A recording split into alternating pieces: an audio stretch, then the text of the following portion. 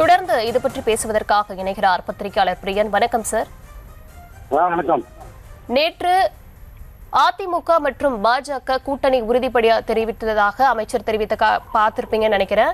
இந்த நிலையில என்டிஏவில் தான் ஓபிஎஸ் டிடிவி இருக்கிறார்களா அப்படின்னு அமித்ஷாட்ட கேட்டப்போ ஒரு தயக்கத்தோடய பதிலளிச்சாரு. அதையும் நீங்க பார்த்திருப்பீங்கன்னு நினைக்கிறேன்.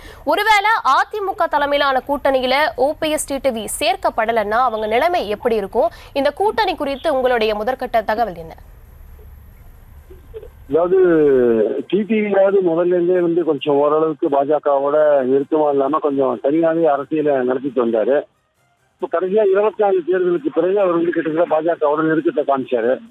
ஒரு தனி கட்சி அவர் வச்சிருக்காரு. ஓபிஎஸ் பொறுத்த மட்டும் அவர் 2017 தர்மயுத்தம் ஆரம்பிச்சதே குருமூர்த்தி அவர்கள் சொல்லிதான் தர்மயுத்தம் பண்ணினேன்னு சொல்றதுலேருந்து பாத்தீங்கன்னா தொடர்ந்து பாஜகவோட நெருக்கமா இருக்காரு.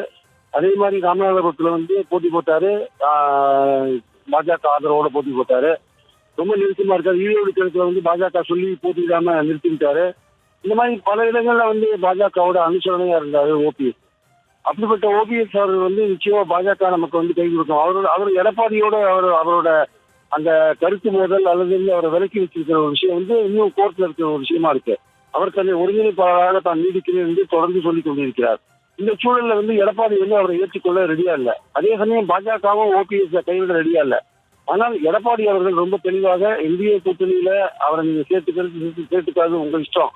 ஆனால் அதிமுகவில் அவர் மீண்டும் இடம் பிடிக்க மாட்டாரு. ஓபிஎஸ்க்கு நிச்சயமாக அதிமுகவில் மீண்டும் இடம் கிடையாது என்பதை தெளிவாக சொல்லியிருக்காரு. நேற்று அதிமுக அமித்ஷா அவர்கள் ஓபிஎஸ் சந்திக்காம இருந்தது நிச்சயமாக ஓபிஎஸ்க்கு பெரிய ஏமாற்றமாக இருந்திருக்கும் ஆக்சுவலா.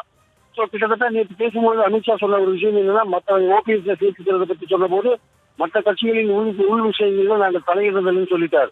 இதுலேருந்து ஓபிஎஸ் பாஜக கைவிட்டு விட்டதா என்ற ஒரு கேள்வி வருகிறது. தற்சமயத்துக்கு கைவிட்டு விட்டது என்றுதான் நினைக்க தோன்றுகிறது. ஆனால் இன்னும் தேர்தலுக்கு 10 மாதம் இருப்பதால் அரசியலில் என்ன மாற்றம் வேண்டுமானால் வரலாம். ஓபிஎஸ்க்கோ ஜனங்களை பொறுத்த மட்டும் அவர் தனி கட்சி ஆரம்பித்து விட்டார். இந்தியாவில் அவர் இருப்பதற்கான வாய்ப்பு இருக்கிறது.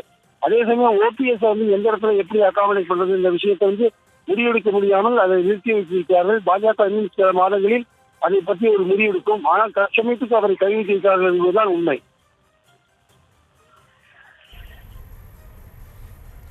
உங்களுடைய கருத்துக்களுக்கு நன்றி திரு பிரியன்.